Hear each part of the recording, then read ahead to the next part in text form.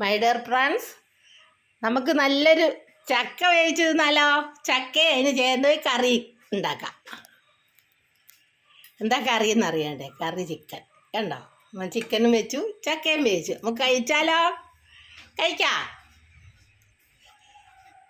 ഇതാ ചക്ക വേവിച്ചതും ചിക്കൻ പപ്പാസ് വെച്ചതും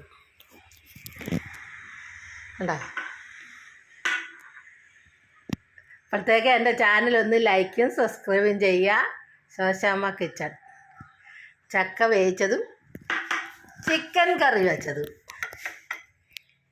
ചിക്കനും ചക്കയും കൂടെ ചിക്കൻ പപ്പാസ് കറി പോലെ വെച്ചത് കണ്ടോ. കഴിക്കാം. ആരെങ്കിലും കഴിക്കാൻ കൂടുന്നുണ്ടോ?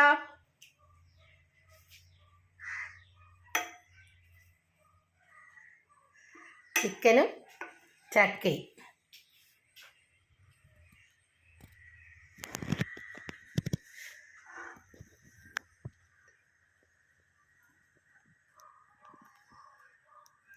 എൻ്റെ ചാനൽ ലൈക്കും സബ്സ്ക്രൈബും ചെയ്യാൻ മറക്കണ്ട.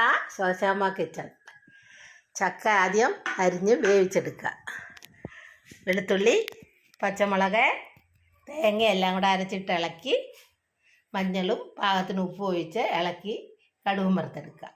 ചിക്കനും അതുപോലെ ഉള്ളി, പച്ചമുളകും, ഇഞ്ചി, വെളുത്തുള്ളി എല്ലാം കൂടെ വഴറ്റി ചിക്കനും അതിലിട്ട് വഴറ്റി മസാലയൊക്കെ ചേർത്ത് വാങ്ങുമ്പം തേങ്ങാപ്പാൽ ഒഴിച്ച് നല്ല പപ്പാസ് കറി, ചിക്കൻ പപ്പാസ് വെച്ചത് കണ്ടോ.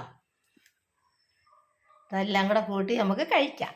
അപ്പോഴത്തേക്ക് എൻ്റെ ചാനലൊന്ന് ലൈക്കും സബ്സ്ക്രൈബും ചെയ്യുക. ശോശാമ്മ കിച്ചൺ. ചക്കയും ചിക്കനും പപ്പാസ് വെച്ചത്.